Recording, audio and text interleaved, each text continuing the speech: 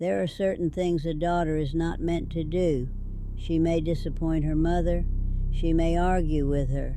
She may even leave her house and begin a life of her own. But there is one thing society never forgives: a daughter who chooses silence. For 23 years, I did not speak to my mother. Not when my father died. Not when my first child came screaming into the world on a cold January morning. Not when word reached me that illness had confined her to bed and that the end, as the doctor politely phrased it, was approaching. When the letter finally arrived informing me that she had passed from this life in the autumn of 1892, I folded it carefully and placed it inside the drawer of my writing desk. I remember the exact sound the wood made as it closed. That sound was the final word between us. People have spent many years imagining what must have happened between my mother and I. Some suppose a terrible quarrel.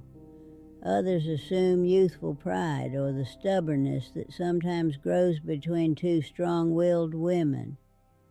But the truth is not so simple. My mother was widely considered a respectable woman, a devout woman, the sort of woman neighbors trusted with their children and clergymen, praised from the pulpit for her diligence and virtue. And for many years, I believed that as well, until the day I understood what kind of woman she truly was. By then, of course, it was far too late for either of us to pretend otherwise. My name is Eleanor Margaret Whitaker. I was born Eleanor Margaret Hale in Yorkshire, England, in the year 1838. And if you wish to understand why I chose never to speak to my mother again, we must begin in the house where I was raised. The house where I spent my childhood no longer exists. It stood for many years along a narrow stretch of road that curved gently away from the parish church of St. Peter's, perhaps a mile outside the market town of York. It was not a grand house, nor was it poor. A narrow brick structure of 2 floors, with a modest garden behind it, and a small stable that had long since ceased to shelter any horse worth mentioning. To a stranger passing along the road, there would have been nothing remarkable about it, and yet to a child, it was the entire world. My father, Thomas Hale, was a cooper by trade, a respectable craftsman who spent his days shaping oak staves into barrels that would eventually hold ale, cider, or sometimes salt pork destined for the markets further south. It was honest work, the sort of labor that left a man's hands thick and scarred, but his conscience largely untroubled. He was not a loud man, my father. Most evenings he returned home carrying the smell of wood shavings and damp oak, washed his hands in the basin near the kitchen door, and sat quietly at the table while my mother served supper. I remember his silence more clearly than his voice, though when he did speak, it was usually with patience. My mother, on the other hand, possessed a voice that filled the house. Her name was Margaret Hale, and in the eyes of our neighbors she was the very model of diligence and propriety. She kept the house spotless, the linens pressed, the pantry stocked with preserves that she prepared herself each autumn. On Sundays she dressed in dark wool and walked to church with a posture so upright that one might have mistaken her for a woman of far greater standing than we truly possessed. Reputation mattered greatly to her. In the Yorkshire villages of the 1840s, reputation was a currency as valuable as coin. a woman who allowed disorder in her household or impropriety among her children soon found herself the subject of whispers at market stalls and sharp glances across the church pews. My mother tolerated neither. From my earliest years, I understood that our household functioned according to certain rules that were never written down, but always strictly observed. Floors must be swept before the church bell rang each morning. Boots must be removed at the door regardless of weather. Voices must remain low during supper. And above all, appearances must be preserved. It was not cruelty that governed the house. It was order. My mother believed that order was the shield that kept misfortune away. Illness, poverty, scandal. These were things that visited families who permitted disorder to grow within their walls. So she kept disorder out, or at least she believed she did. I was the second of 3 children born into that house. My elder brother Samuel arrived in 1835, 3 years before me, and my younger sister Clara followed 4 winters later. Like most children of our station, we learned early that usefulness was expected long before adulthood. Samuel helped father in the yard where the barrel staves were stored. Clara, once she was old enough to carry a basket without stumbling, assisted mother with the washing and mending. As for myself, I existed somewhere between the two, old enough to be given responsibility, yet young enough that mistakes were not entirely unforgivable, at least at first. In those early years, my memories of my mother are not unhappy ones. She brushed my hair each morning with firm strokes and tied the ribbons so tightly that by afternoon my temples often ached. She taught me to stitch straight seams and to read from the family Bible long before the village schoolmistress believed I was ready. She was not affectionate in the way some mothers are described in novels, but such softness was not particularly fashionable in respectable homes of that time.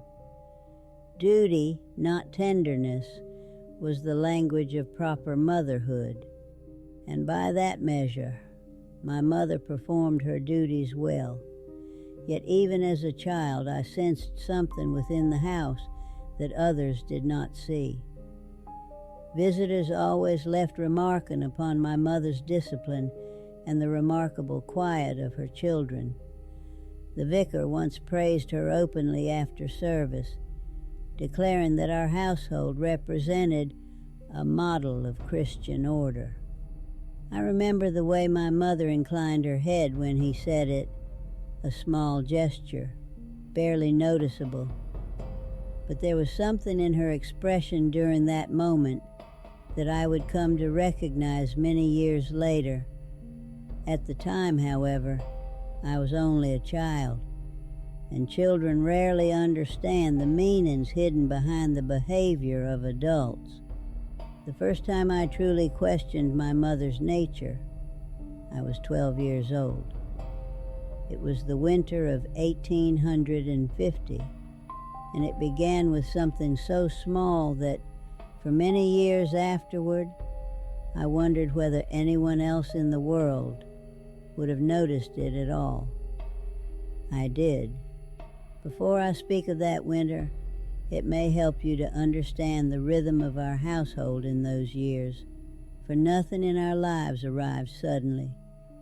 Everything formed slowly, as frost gathers upon a window pane, quietly, almost politely, until one morning the glass is white and you cannot see through it any longer. By the year 1850, I had entered what people then called my useful age. Childhood, as it is understood today, was not a long season for girls in respectable working families. By 12, I rose each morning before dawn with my mother, long before my father or brother stirred. The kitchen hearth had to be coaxed back to life, the kettle filled, the bread sliced from the loaf baked the previous afternoon. Our mornings were cold that year. Yorkshire winters have a particular kind of damp chill that creeps through brick walls and settles in the bones. I remember standing barefoot on the stone floor while the first fire struggled to take, my breath visible in the dim light that crept through the kitchen window. My mother worked beside me in silence. She moved through the house with a precision that never seemed hurried, yet nothing was ever delayed. A kettle placed exactly where the heat would rise quickest. The sweep of a cloth across the table before crumbs had fully settled. The careful arrangement of cups before anyone had even entered the room. I believed for many years that she possessed a kind of foresight, as though she always knew what the house required before the need appeared. Only much later did I realize it was something else: control. My father rarely interfered in the running of the house. Like many men of his generation, he believed that domestic order belonged properly to a woman. He left shortly after breakfast each morning to attend to his work yard behind the cooper's shed, returning only when the winter light had already begun to fade. Samuel followed him not long afterward, eager to prove himself strong enough for a man's labor. My younger sister Clara remained mostly under my mother's care, though by the age of 8 she had already begun to learn her own share of household duties. And so, during those long winter days, the house belonged almost entirely to my mother and me. It was during those hours that I began to see things more clearly. At first, it was nothing that could have been easily explained to another person. My mother was not violent. She did not shout or strike us as some parents were known to do. In fact, the opposite was often true.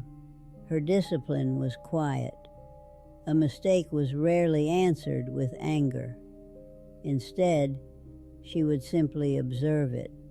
If a plate was not washed properly, she would take it from the rack without comment and place it back into my hands.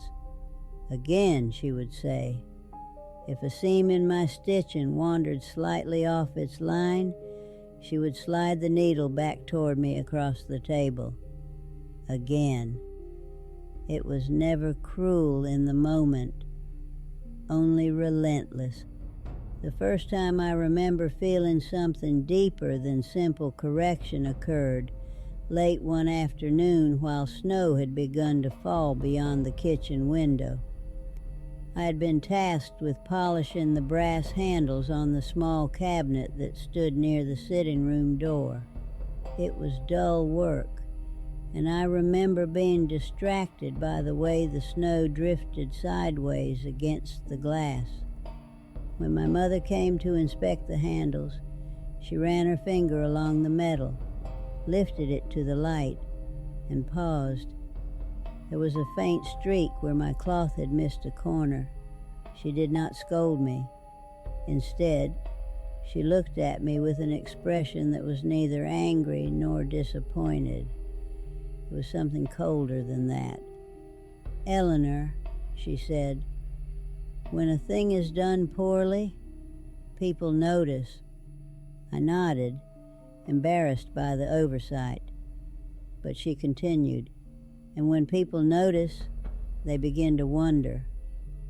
I remember standing very still as she spoke. "Wonder about what?" I asked. Her eyes moved briefly toward the front window, as though someone might be passing along the road outside. "They wonder what sort of household produces such carelessness." Then she handed the cloth back to me. Again. I polished the handles until they reflected the kitchen light so brightly that I could see my own small face in them. At the time, I believed the lesson was about work. Years later, I understood that it had never been about the cabinet at all. It was about what other people might see. From that day forward, I began noticing how often my mother spoke about the eyes of others. If Samuel returned from the yard with mud on his trousers, she reminded him that neighbors might observe him walking to church the next morning. If Clara laughed too loudly while helping hang the laundry, Mother would glance quickly toward the road before lowering her voice. "People are always listening," she would say. Such warnings did not seem particularly strange at first. Villages in those days were small places where lives overlapped constantly. Privacy, as it exists now, was almost unknown. Yet there was something about the intensity with which my mother guarded our reputation that unsettled me. The smallest detail mattered. A wrinkle in a dress, a misplaced word in conversation. Even the length of time our door remained open when visitors arrived. She monitored these things the way a watchman surveys the edge of a fortress wall, and I, without fully understanding why, began to feel that the house itself had become something like that fortress, carefully ordered, immaculately presented, but strangely tense beneath the surface. The moment that would remain with me for the rest of my life arrived a few weeks later, on a morning so ordinary that nothing about it seemed worthy of memory at the time. It was early February of 1850. My father had already left for the cooper's yard, and Samuel had followed him carrying a bundle of staves across his shoulder. Clara sat near the hearth threading buttons onto a scrap of cloth my mother had given her for practice. I had gone to fetch water from the pump behind the house. When I returned, I paused in the narrow hallway just outside the kitchen door. Inside, my mother was speaking, not to Clara, to someone else. Her voice was low, measured, and very different from the tone she used when addressing her children. I could not hear the entire conversation at first, only fragments. It must remain exactly as we agreed. A pause. No one in the village needs to know anything more than necessary. I leaned slightly closer to the doorframe, puzzled. The second voice belonged to a man, older, I think, though I could not see him from where I stood. Then my mother spoke again, and the words she said in that moment were the first crack in the image of her I had carried since childhood, because the calm, respectable woman whom the vicar praised each Sunday was speaking with a firmness that suggested something very different beneath the surface, something hidden, something that, as I would soon learn, had been shaping the course of our family's life long before I was old enough to understand it. For a long moment I remained in the hallway, the handle of the water bucket still cold in my hands. I had not meant to listen. Even as a child, I understood that certain conversations between adults were not intended for younger ears. But there is something about hearing one's own mother speak in a tone entirely unfamiliar that roots the feet to the floor. It was not curiosity alone that held me there. It was unease. The kitchen door had not been fully closed, and through the narrow opening I could see only a portion of the table and the edge of the window beyond it. Snow still lay along the garden fence outside, dull and gray beneath the weak winter light. My mother's back was turned slightly toward the doorway. Across from her sat a man I did not recognize. He was not dressed like one of the tradesmen who occasionally visited our home. His coat was dark and well kept, the sort worn by men who spent more time writing than lifting anything heavier than a ledger book. His hat rested beside him on the table, and beside the hat lay several folded papers. Their voices remained low. "It has already been handled," my mother was saying. The man replied with something I could not quite hear. My mother continued, her voice steady. "Mr. Hale will not concern himself with the details." I remember feeling a small, sudden confusion at hearing my father referred to in that manner. My mother almost never used his surname when speaking inside the house. The man shifted slightly in his chair. "And the girl?" he asked. "The girl." I cannot say even now how I knew the words referred to me. Perhaps it was simply the instinct of a child who senses when adults are discussing something that touches her life. My mother did not answer immediately. Instead, she smoothed one of the papers on the table with the palm of her hand. "She is obedient," she said at last. A silence followed. "If matters proceed as they should," she continued calmly, "there will be no difficulty." I stood there with the water bucket growing heavier in my grip, trying to understand why my heart had begun to beat so strangely.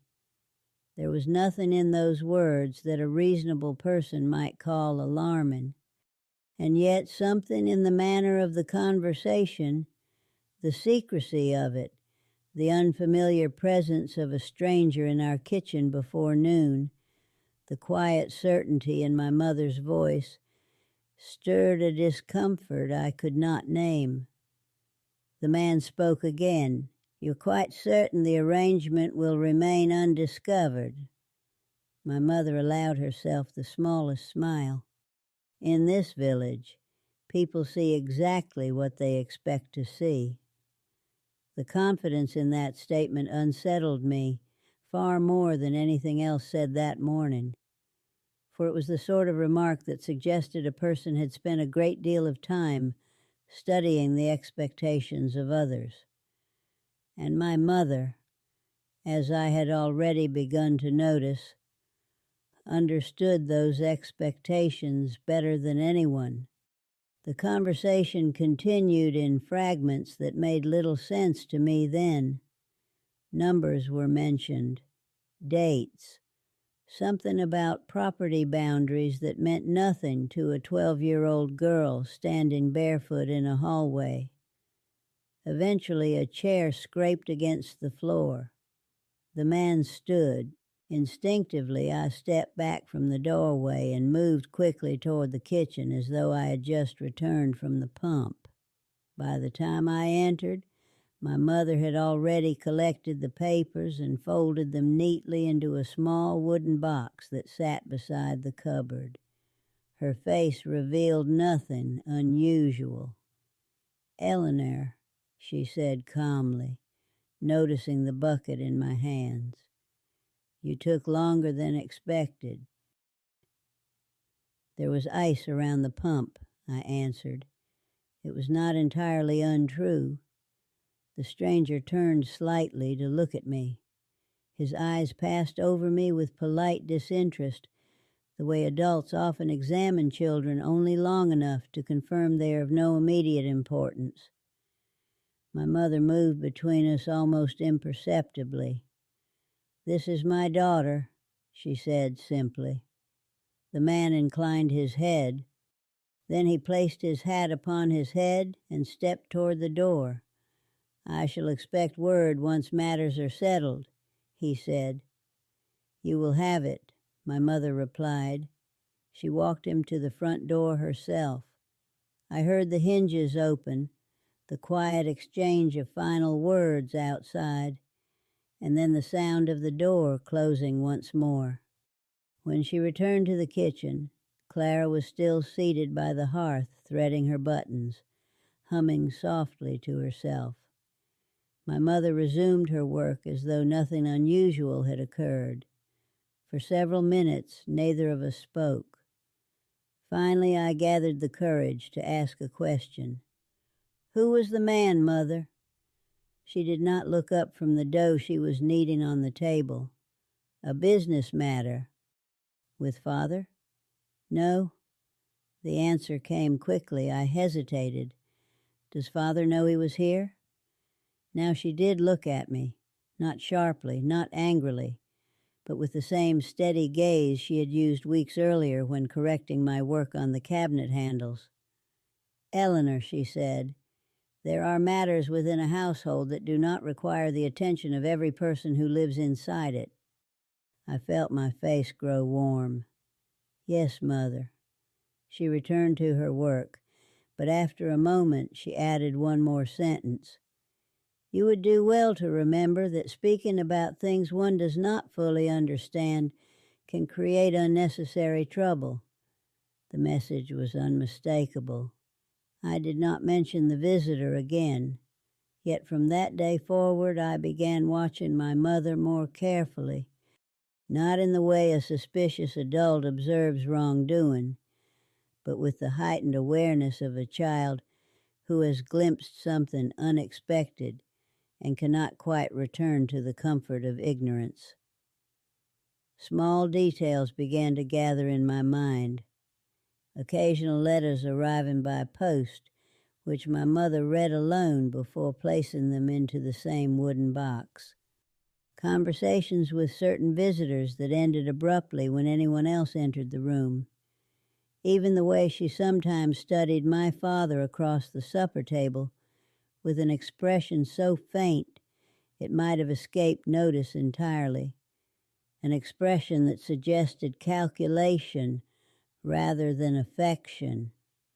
None of these things formed a clear picture on their own, but together they planted a question that grew steadily in my thoughts over the following months, a question I was still far too young to answer. What, exactly, was my mother arranging behind the quiet order of our household? I would not learn the full truth until several years later, and by the time I did, the damage between us had already begun. During the months that followed, life within our house continued in the same outward order that had always governed it. If a stranger had visited us during that time, he would have seen nothing unusual. My father still left for the cooper's yard before the morning mist had fully lifted. Samuel worked beside him with the pride of a boy who had begun to feel the strength of his own arms.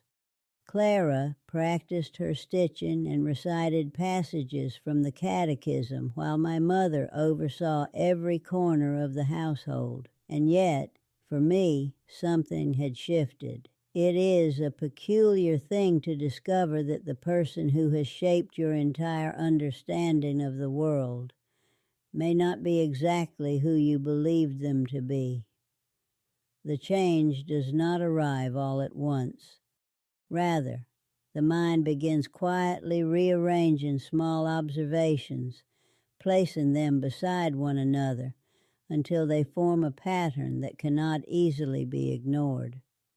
I began noticing how often my mother left the house alone. In earlier years, she had rarely ventured farther than the market square or the churchyard without one of us accompanying her. But during that spring and summer of 1850, she developed a number of small errands that seemed to require her presence in neighboring villages. She would leave shortly after breakfast, sometimes carrying a basket, sometimes nothing at all. When I asked where she was going, she answered in simple terms, "Matters of household necessity." The phrase was vague enough to end further questions. At 12 years of age, I still possessed the natural obedience of a child raised to respect authority. I didn't follow her. I didn't search through her things. Yet the curiosity remained with me, growing slowly like ivy along the wall of my thoughts. One afternoon in late June provided the first clear sign that the strange conversation I had overheard that winter had not been an isolated occurrence. My father had returned home earlier than usual due to heavy rain that had forced him to suspend work in the yard. The sky outside had darkened so quickly that the afternoon seemed almost like evening, and the steady tapping of rain against the window panes filled the house with a dull, persistent sound. My mother was not home. This in itself was not extraordinary. What made the moment unusual was the expression on my father's face as he entered the kitchen and found only Samuel and me there. "Where's your mother?" he asked. "At market, I believe," Samuel answered. My father removed his coat slowly. "She has been at market a great deal lately." Samuel shrugged in the careless manner of boys who do not spend much time considering the patterns of adults. But I noticed something in my father's tone that I had never heard before. Uncertainty. It was a subtle thing. My father was not a suspicious man by nature.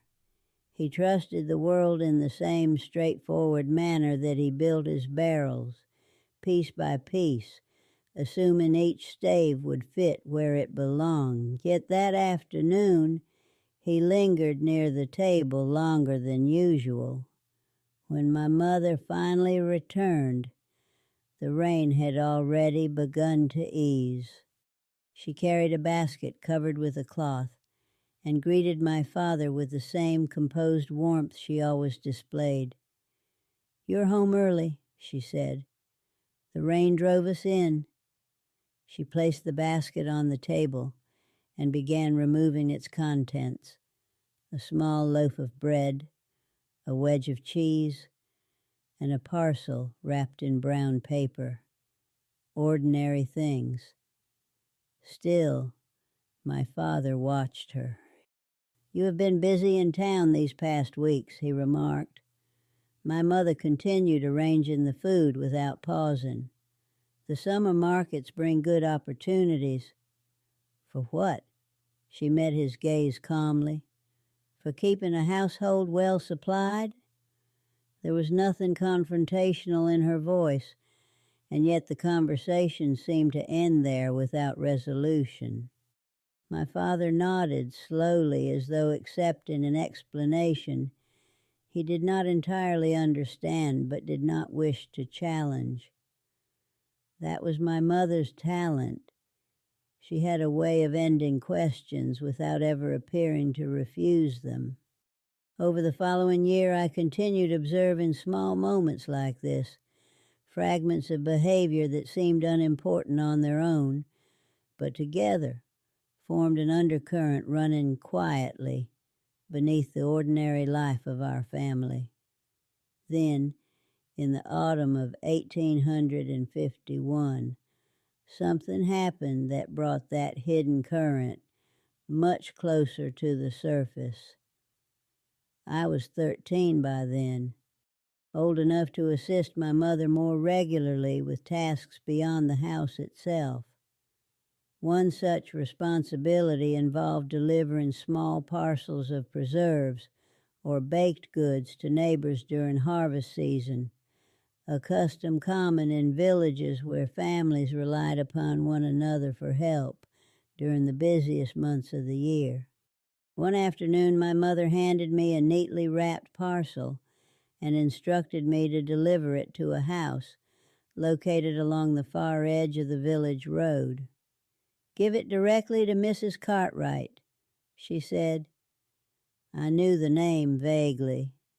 The Cartwright family lived somewhat apart from the main cluster of homes, their property bordered by a low stone wall and several old ash trees. The walk there took perhaps 15 minutes. When I arrived, however, it was not Mrs. Cartwright who answered the door. It was the same man I had seen in our kitchen the previous winter. For a moment, neither of us spoke. Recognition passed across his face slowly. "You are Mrs. Hale's daughter," he said. "Yes, sir." I held out the parcel awkwardly. "This is for Mrs. Cartwright." He accepted it without examining the wrapping. "She is not home at the moment." I hesitated. "Shall I return later?" "No," he said gently. "I will see that she receives it." Something about his presence inside that house unsettled me. The arrangement made little sense. The parcel had been intended for Mrs. Cartwright, yet this man, who was neither her husband nor a relative as far as I knew, answered the door as though he belonged there. Before I could gather the courage to ask any further questions, he spoke again. "You resemble your mother?" he said thoughtfully. It was meant as a simple observation, yet hearing those words filled me with an unexpected discomfort. "Thank you, sir," I replied politely. He nodded once more and closed the door. The walk home felt longer than the walk there.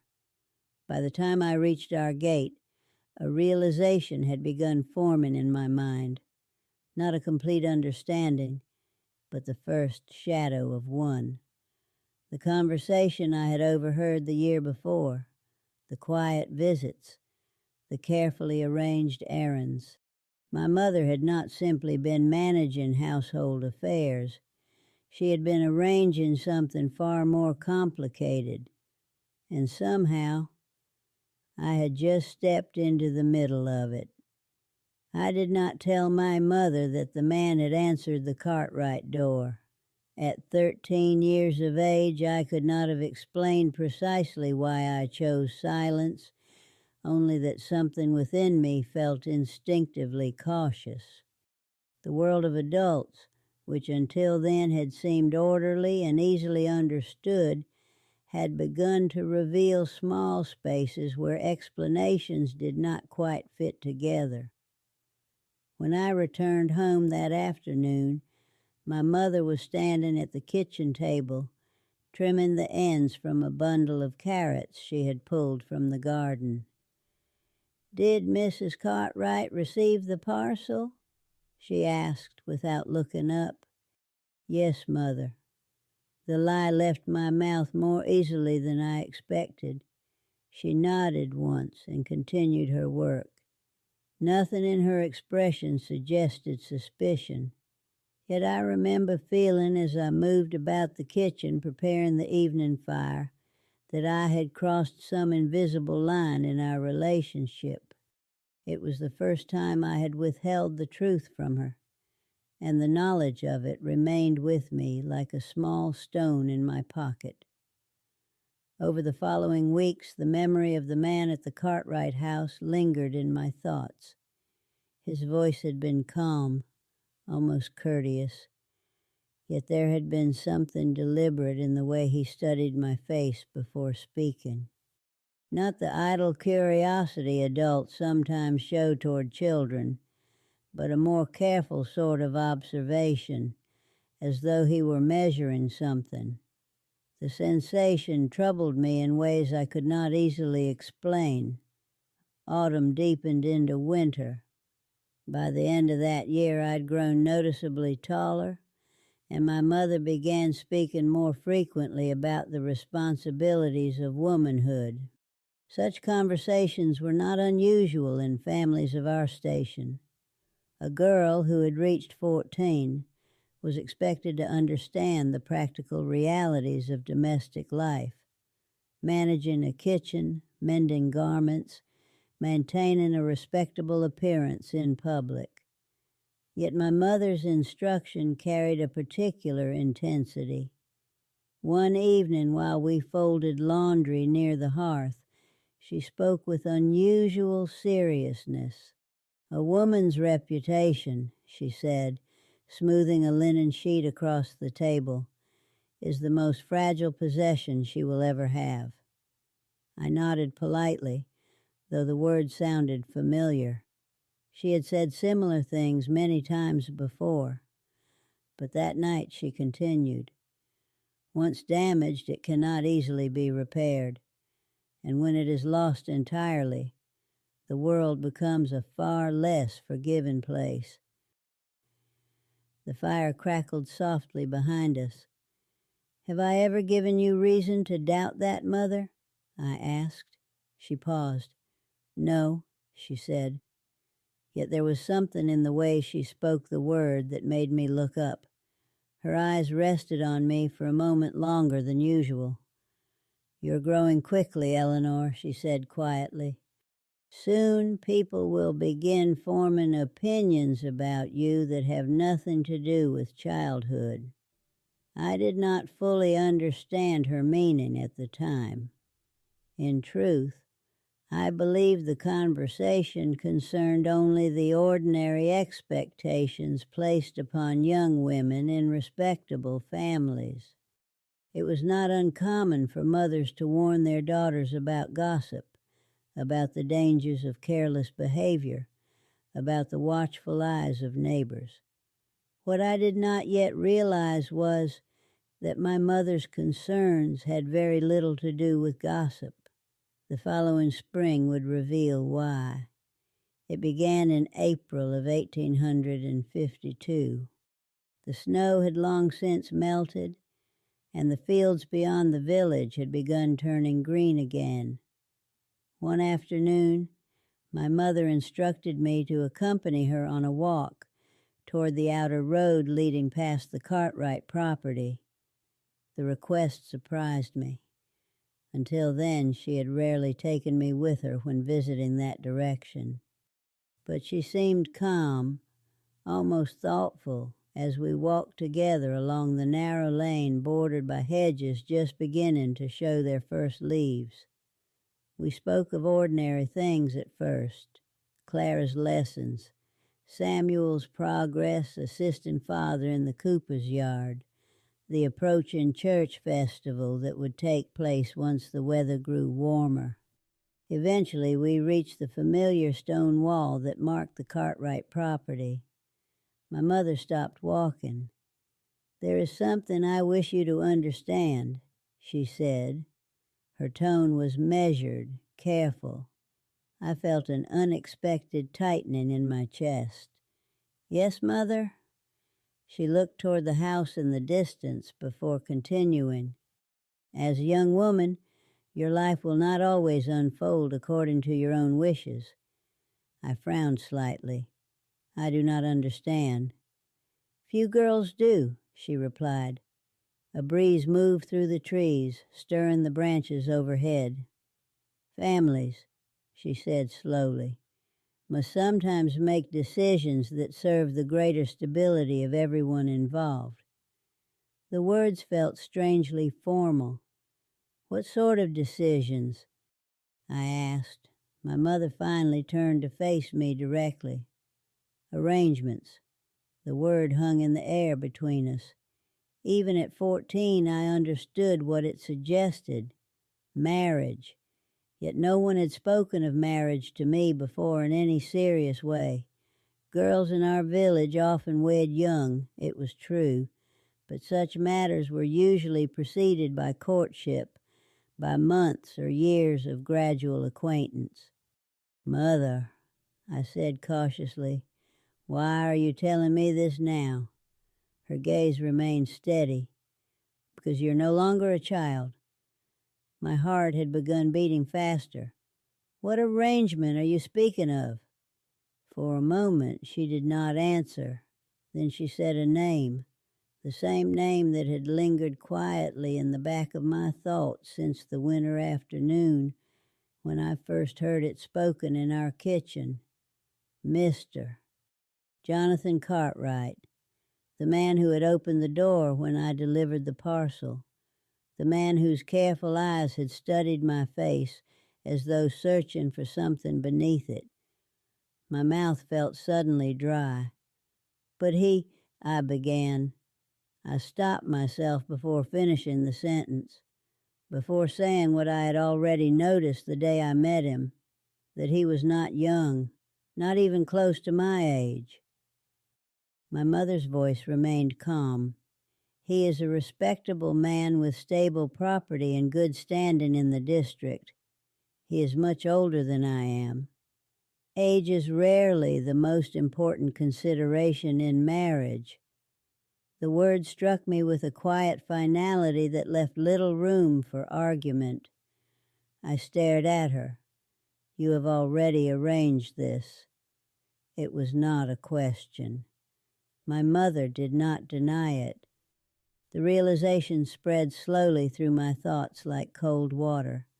The visitor in our kitchen, the secret conversations, the quiet errands, all of it had been building toward this moment.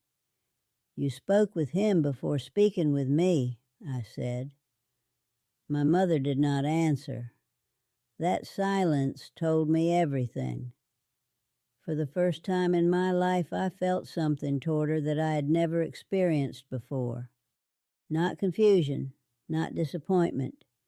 Something deeper, something that would, in time, grow into the silence that separated us for the rest of her life.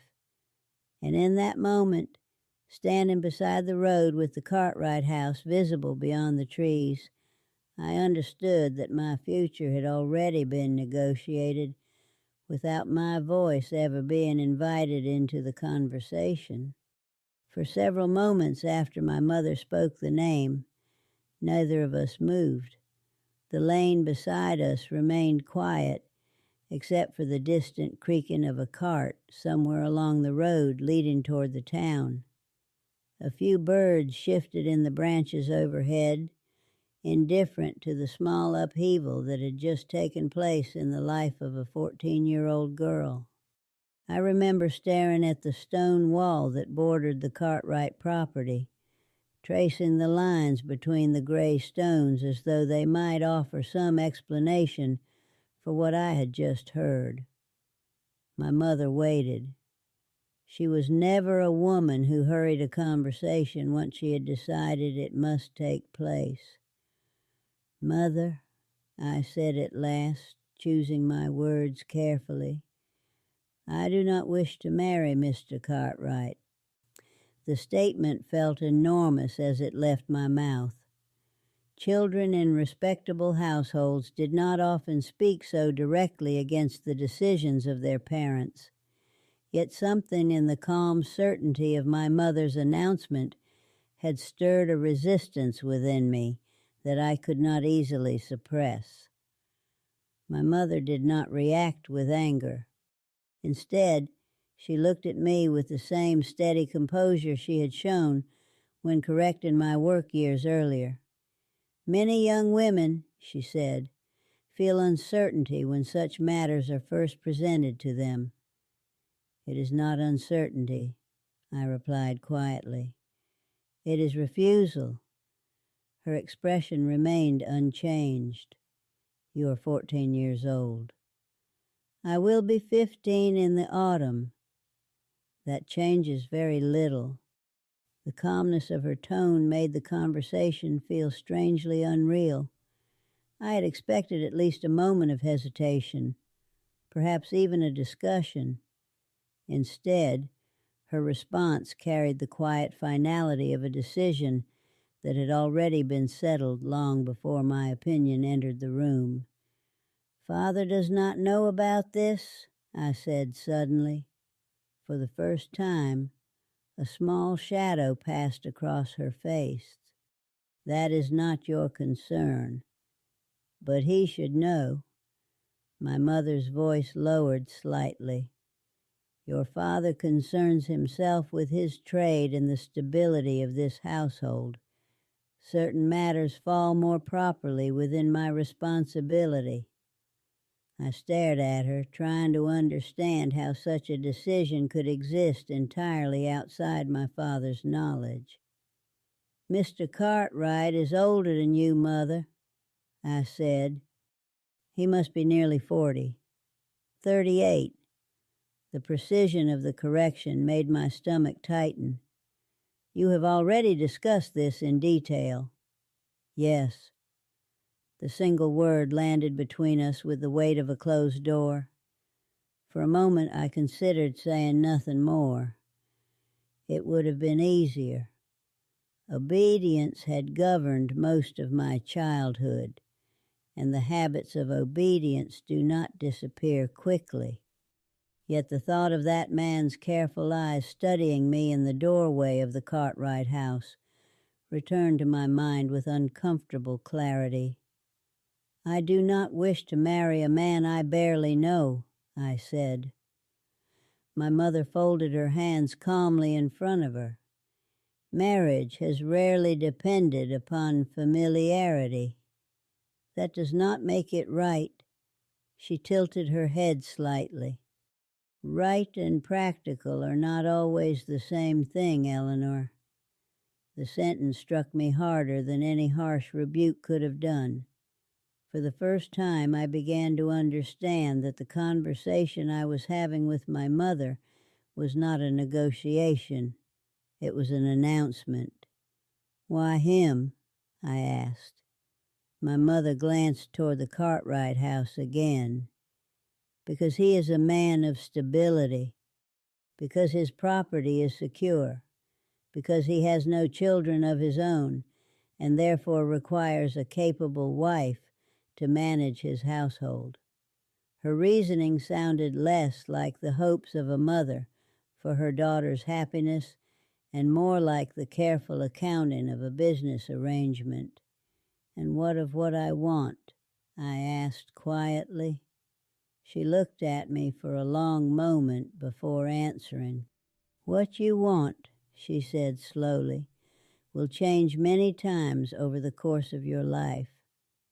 The breeze moved again through the trees, carrying with it the faint scent of damp earth from the fields beyond the village.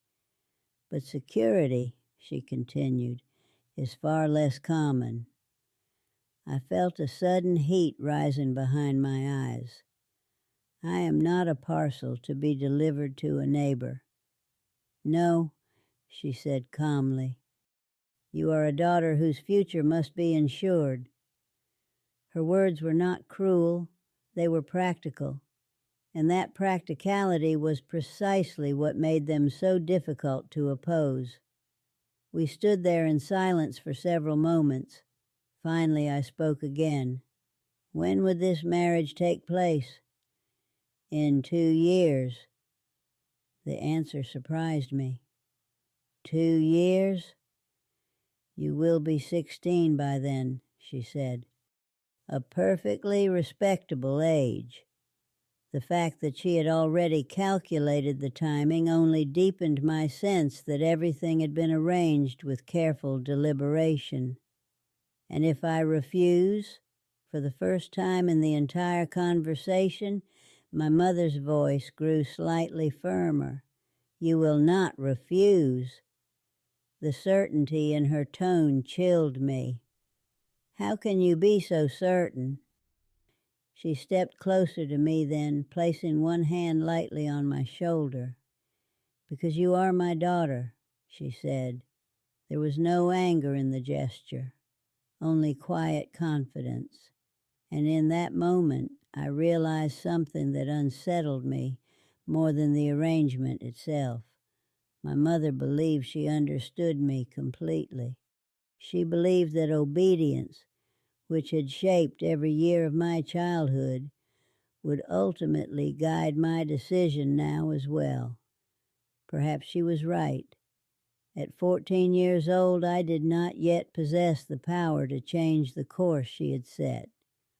But something had shifted inside me during that conversation beside the Cartwright wall. A small fracture had opened in the trust I once placed in her judgment, and though neither of us could fully see it then, that fracture would widen slowly over the coming years until it became the silence that separated us for the remainder of her life. For several days after that conversation beside the Cartwright wall, The house felt strangely unfamiliar to me. Nothing within it had changed. My father still rose before dawn and returned in the evening, carrying the scent of oak shavings on his clothes. Samuel continued speaking excitedly about the barrels he had begun assembling with his own hands. Clara hummed while she worked and asked questions that only a younger child could ask without hesitation. And my mother remained exactly as she had always been. She swept the floors. She prepared our meals. She attended church with the same composed dignity that had earned the admiration of nearly everyone in the village. If anything, her calmness made the situation more unsettling. The arrangement she had revealed to me seemed to exist quietly beneath the surface of our daily life, like a foundation stone buried beneath the earth. It was not spoken of again during those first weeks, yet its presence influenced everything I saw.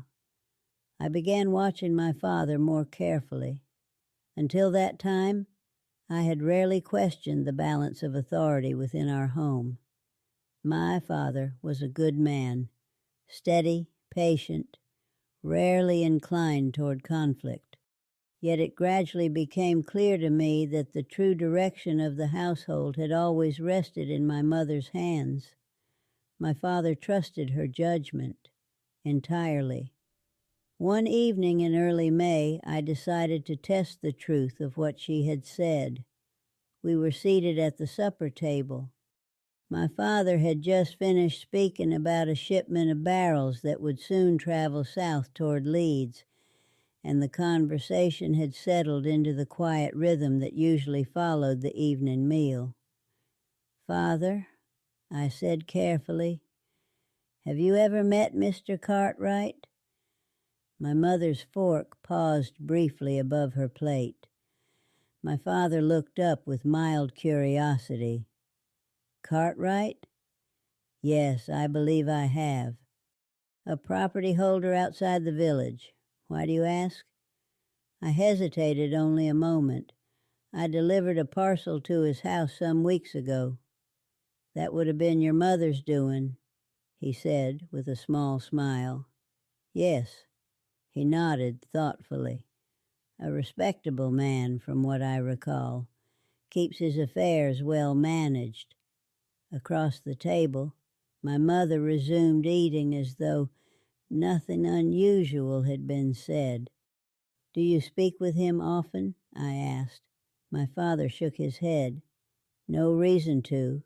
Our trades rarely cross paths." The simplicity of his answer confirmed what my mother had implied.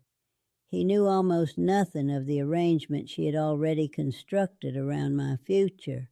For the remainder of the meal, I said very little. But that night, as I lay awake listening to the faint creak of the house settling around us, a realization formed with growing clarity in my mind. If my mother intended for this marriage to occur without my father's full involvement, then her influence within the household was greater than I had ever understood. The following months passed with a strange dual rhythm. Outwardly, life remained ordinary. I continued assisting my mother with household duties, mending clothes, preparing food, and managing the small routines that kept our home functioning smoothly. Inwardly, however, my thoughts had become restless. Whenever my mother left the house on one of her now familiar errands, I found myself wondering whether she was meeting with Mr. Cartwright. Whenever a letter arrived by post and disappeared into her wooden box, I wondered whether it contained further plans for the life she had already begun arranging for me.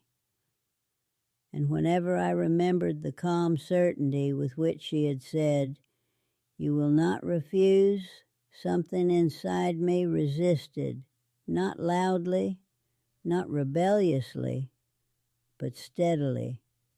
The second turning point came late that summer. It was August of 1852, and the fields surrounding the village were heavy with grain awaiting harvest. My father and Samuel had been working long hours in preparation for the busy weeks ahead. One afternoon, my mother asked me to accompany her once more along the outer road. This time, however, we did not stop at the stone wall. We walked directly to the Cartwright house. I had suspected this might happen eventually, yet the reality of it made my stomach tighten as we approached the front gate. The house itself was larger than most homes in our village, built from dark stone with tall windows that reflected the pale afternoon sky. The ash trees I remembered from my previous visit cast long shadows across the yard. My mother knocked. After a moment, the door opened. Mr. Jonathan Cartwright stood before us. He looked almost exactly as I remembered him, neatly dressed, composed, his expression thoughtful rather than warm. "Mrs. Hale," he said politely. My mother inclined her head. "Mr. Cartwright." His gaze moved toward me. "And Miss Eleanor."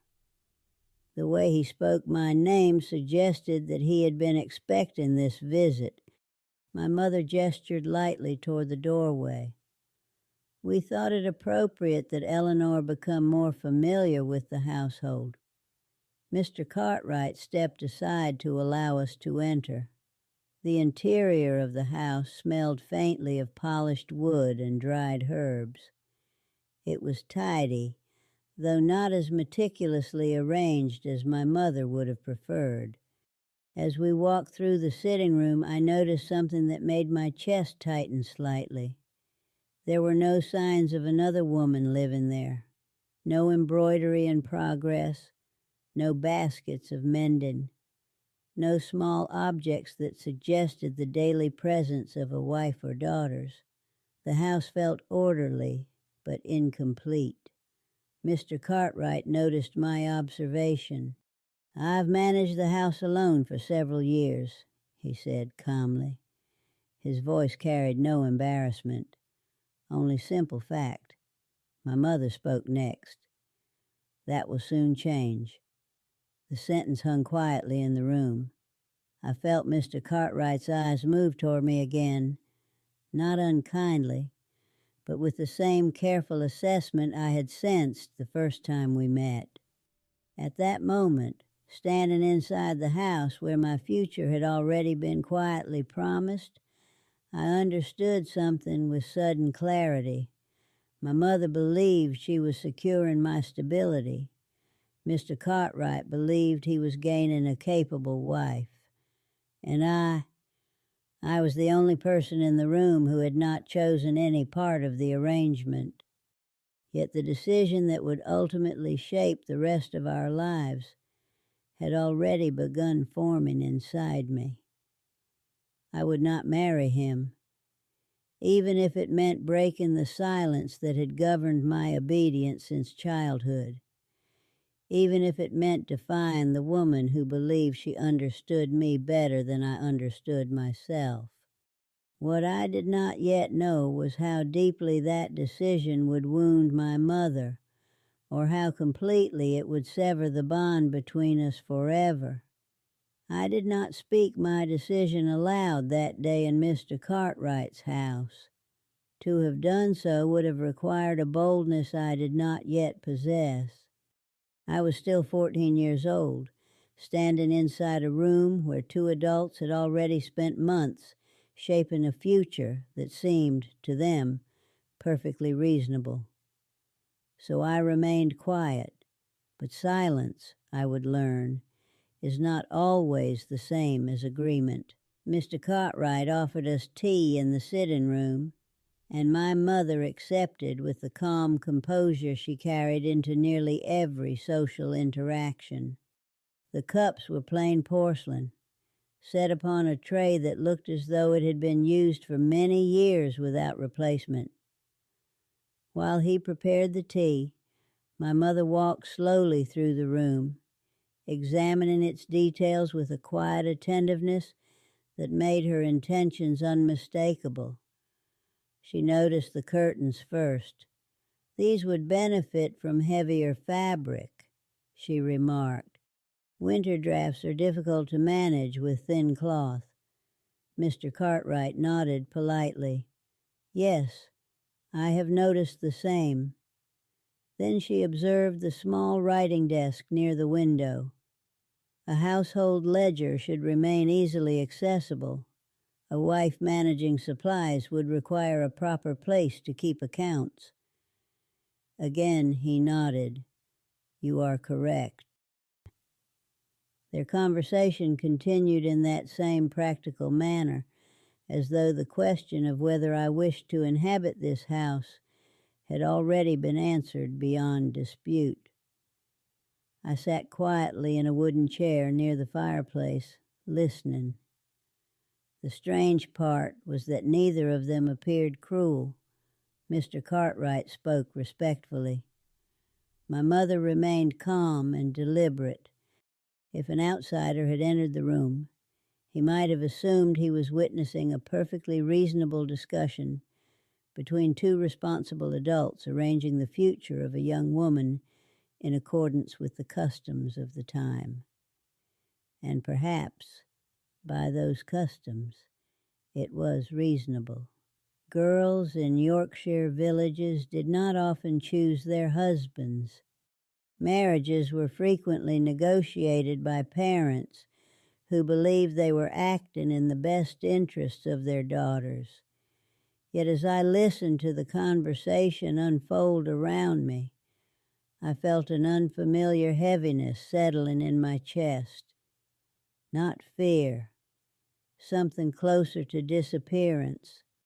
It was the peculiar sensation of realizing that one's life had been described, organized, and scheduled by other people, while one sat quietly in the same room. After tea was finished, Mr. Cartwright offered to show us the rest of the house. My mother accepted at once. We walked through narrow hallways and into several rooms that were plainly furnished but solidly built. A kitchen large enough for serious work, a small pantry, 2 bedrooms upstairs overlooking the fields beyond the road. "This room would serve well for the children," my mother said casually while standing in the larger of the upstairs chambers. Children. The word struck me with unexpected force. It was the first time anyone had spoken of the life that might follow this arrangement. "Mr." Cartwright glanced toward me briefly. "Yes," he said, "it would." For a moment I imagined what those children might look like. I imagined myself standing at the same kitchen table years later, instructing them in the same quiet routines my mother had taught me. And suddenly I felt something very clear, that life did not belong to me. Not yet. When we returned downstairs, the afternoon light had begun fading across the fields. My mother thanked Mr. Cartwright for his hospitality and assured him that further details would be discussed in due time. He walked us to the gate. Before we left, he addressed me directly. "Miss Eleanor," he said, "I hope you will come to feel comfortable here." His voice was polite, almost gentle, but the assumption within his words that comfort would eventually replace uncertainty made something inside me tighten. "I hope so as well, sir," I replied. It was the sort of answer a well-mannered girl was expected to give. Yet as we walked back along the lane toward our home, I felt the quiet certainty of my earlier thought returning with greater strength. I would not marry him. For several days I said nothing. The house continued functioning with its usual precision. My mother did not mention the visit again, perhaps believing that the experience had allowed me time to grow accustomed to the idea she had already decided upon. But silence has its limit. One evening, nearly a week after our visit to the Cartwright house, I found my mother alone in the kitchen, preparing preserves for the coming winter. The last of the evening light filtered through the window above the sink. Jars stood in neat rows across the table. I stood in the doorway for several moments before speaking. "Mother." She did not look up immediately. "Yes, Eleanor?" "I've been thinking about what you told me." Now she turned. "And?" My hands felt strangely cold. "I cannot marry Mr. Cartwright." The room fell silent. My mother placed the knife she had been using carefully on the table before answering. "You believe that now," she said calmly. "No." My voice sounded steadier than I expected. "I know it." She studied my face for a long moment. "You are young," she said at last. "Feelings change. This is not a feeling." The firmness of my words seemed to surprise her slightly. "Then what is it?" "It is my life." For the first time since the conversation began, my mother's composure shifted, not dramatically, but enough that I saw something pass across her expression that I had rarely witnessed before. Resistance. "You speak as though I intend you harm," she said quietly. "I believe you intend security." "And that is wrong?" "No," I replied, "but it is not the same as happiness." My mother's gaze hardened slightly. "Happiness," she said, "is not the foundation upon which a stable life is built." The words echoed the practicality that had guided her entire understanding of the world. For a moment, neither of us spoke. Then I said something that would remain between us for the rest of our lives.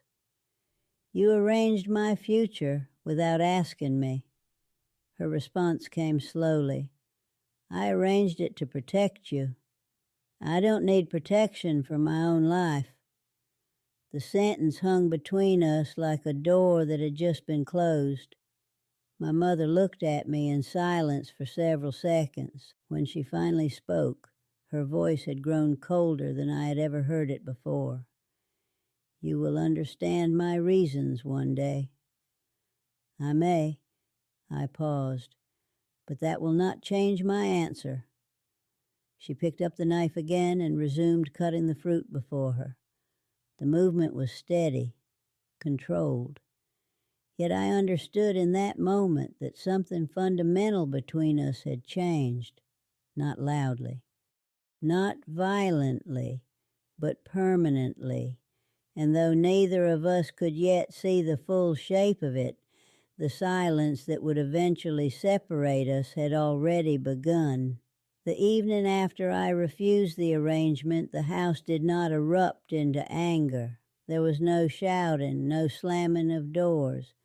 None of the dramatic displays one might expect when a daughter openly challenges her mother's plans. Instead, something quieter settled over our home. A distance. It was not visible to anyone who did not live inside those walls. My father continued speaking of his work at the cooper's yard.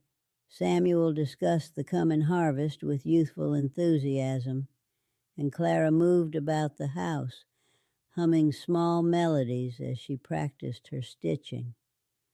To an outside observer, nothing had changed. But between my mother and me, something essential had shifted. She did not mention Mr. Cartwright again in the days that followed. Not once. In fact, she spoke to me less than usual about almost everything. Instructions that once came directly from her lips were now given in short phrases, sometimes without her even looking up from whatever task occupied her hands. "Bring the flour from the pantry." Stir the pot before it burns. Hang the washing before the clouds come. The words were ordinary, yet something had been removed from them. The small conversations that once filled the spaces between our work had vanished. It was as though my refusal had quietly altered my position within the household. Not a punishment, something closer to withdrawal. At first I believed the silence might pass. I had never known my mother to carry resentment openly. She valued order too much for prolonged conflict. But the quiet distance continued. Weeks passed. Summer faded gradually toward autumn, and the fields surrounding the village turned from green to pale gold as the harvest approached. My father and Samuel spent long days cutting grain under the late season sun, returning home each evening with dust on their boots and fatigue in their shoulders. Inside the house, the rhythm of work continued as always, yet my mother's gaze had changed. It is difficult to describe such things precisely. She did not glare at me, nor did she show obvious displeasure. Instead, she watched me with a new attentiveness, as though measuring something she had once taken for granted. My obedience, perhaps. One afternoon in early September provided the first clear sign that the matter of Mr. Cartwright had not been abandoned as completely as I had hoped. I had been kneading bread at the kitchen table, while my mother prepared jars of preserved pears near the stove. The windows were open to allow the late summer air to pass through the house, carrying with it the distant sound of carts moving along the road toward the town. Without looking up, she said quietly, "Mr. Cartwright visited the house today while you were fetching water." My hand slowed against the dough. "Oh, that was all you have to say?" I wiped flour from my fingers before answering. "I assume he came to speak with you." "Yes." She sealed the lid on one of the jars with careful precision. "He wished to know whether your thoughts had changed." The room felt suddenly very still. "And what did you tell him?" "That you remain young." The answer surprised me, not because it was untrue, but because it suggested she had not yet forced the matter forward as firmly as I expected. "I also told him," she continued, "that patience is sometimes required when dealing with youth."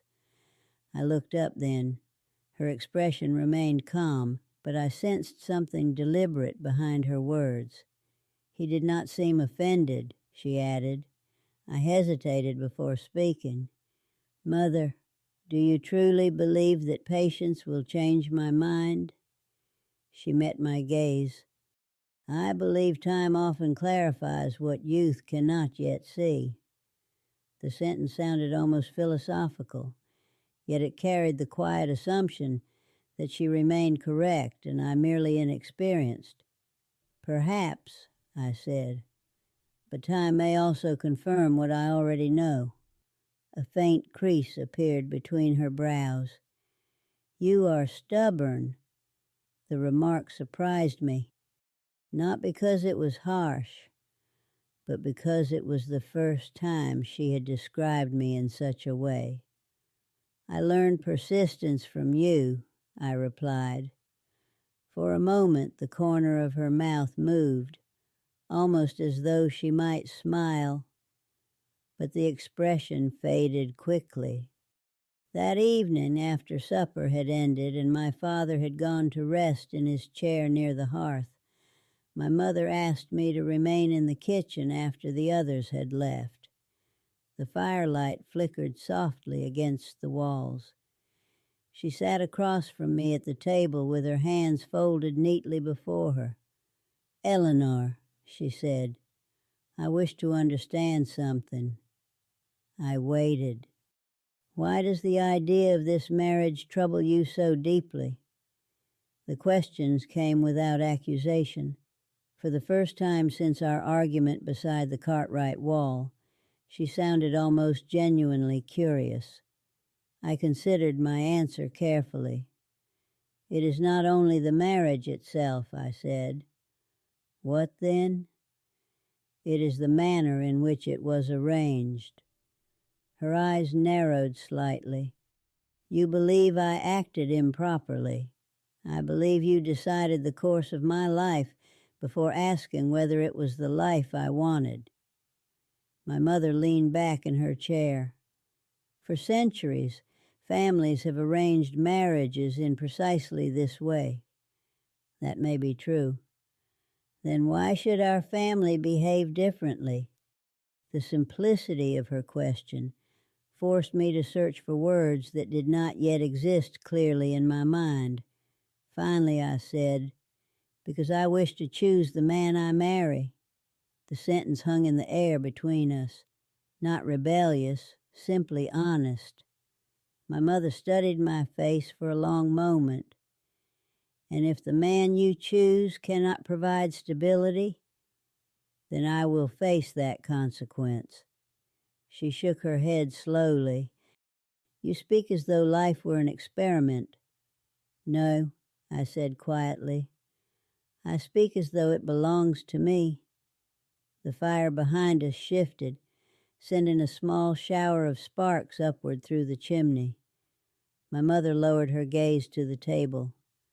When she spoke again, her voice carried a softness I had rarely heard before. "One day," she said, "you may understand that everything I have done has been to protect you from hardship." I believe she meant it. That was the most painful part of the entire conversation. My mother did not see herself as controlling or manipulative. In her mind, she was acting with the foresight that responsible parents were expected to possess. She truly believed she was safeguarding my future, and I believed she had taken it away from me before it had even begun. Neither of us raised our voices. Neither of us declared victory. Yet when we rose from the table that night, I sensed with quiet certainty that something between us had become permanently divided. Not hatred, not anger. Something more enduring than either. A difference in how we understood the meaning of a daughter's life. In the end, the marriage never happened. Mr. Cartwright waited for some time, as my mother had promised him patience. Months passed, then another year. He remained courteous whenever our paths crossed in the village, though there was always a careful distance in his manner after my refusal became clear. Eventually, he married a widow from a neighboring parish, a sensible woman who, I am told, managed his household with great efficiency. My mother never spoke of the arrangement again, not once. At first, I believed this silence meant that she had accepted my decision. Youth often mistakes the absence of argument for forgiveness. Only much later did I understand that her quiet had a different meaning. My refusal had not simply disappointed her. It had unsettled the order she believed governed the world. In her mind, life was a structure built carefully from sensible decisions. Security first, reputation second, personal feelings somewhere much further down the list. The arrangement with Mr. Cartwright had fit perfectly within that structure. It was stable, respectable, predictable, and I had refused it. For a woman like my mother, such refusal did not look like courage. It looked like chaos. Years passed. I grew older. My life unfolded in ways neither of us had predicted. I eventually married a man of my own choosing, a schoolmaster who possessed more books than money and more opinions than prudence. We had children, and though our life was sometimes uncertain, it was unmistakably ours. My mother attended the wedding. She stood beside my father in the church, dressed in the same dark wool she wore each Sunday, her posture as upright as ever. To anyone watching, she appeared the very image of a composed and supportive parent. But during the reception afterward, she spoke to me only once. "You have chosen your own road," she said. "Yes," she nodded slowly. "Then you must walk it without complaint." Those were the last personal words we ever exchanged. After that day, our relationship became something formal, almost ceremonial. We met on holidays, spoke politely across the supper table, discussed the health of relatives and the weather and the progress of the children. But the quiet understanding that once existed between us, the unspoken connection that belongs to mothers and daughters who truly know one another, never returned. It was not anger that filled the space between us. It was distance.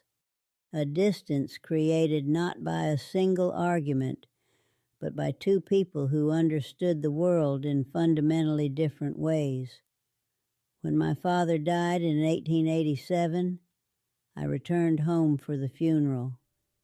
My mother and I sat together in the front pew of the church, our shoulders nearly touching, yet the silence between us felt wider than the entire aisle. She grew smaller in the years that followed. Age has a way of softening even the most disciplined figures.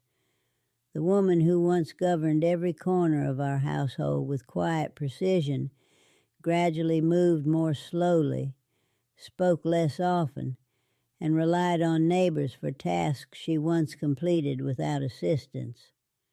Still, the subject of our past never surfaced again. By the time the letter arrived informing me of her death in the autumn of 1892, our silence had already lasted 23 years. I did not weep when I read the letter, not because I felt nothing, but because grief had been diluted by time into something more complicated. Now, as I sit here in the final years of my life, I sometimes ask myself the question others have asked me as well. Do I regret it? The answer is not simple. I do not regret refusing the marriage. The life I chose, with all its uncertainties, gave me something my mother could never have arranged for me: ownership. Yet I cannot say that the cost was small. There are moments when I wonder what might have happened if one of us, either of us, had stepped across the silence and spoken honestly before it hardened into permanence. Perhaps nothing would have changed, or perhaps two stubborn women might have discovered that love can survive disagreement if it is given the chance to speak aloud. But that is a speculation history rarely allows us to test. My mother lived according to the rules she believed kept the world from collapsing into disorder. I lived according to the belief that a life chosen freely is worth the risks it carries. Both of us were certain we were right, and that certainty, more than anger or cruelty, is what finally separated us. When people hear that I refused to speak to my mother for 23 years, they often expect a terrible story, something violent, something dramatic, something that clearly explains the break between us. But the truth is far quieter than that. Two women, two convictions, and a silence that neither of us ever learned how to cross.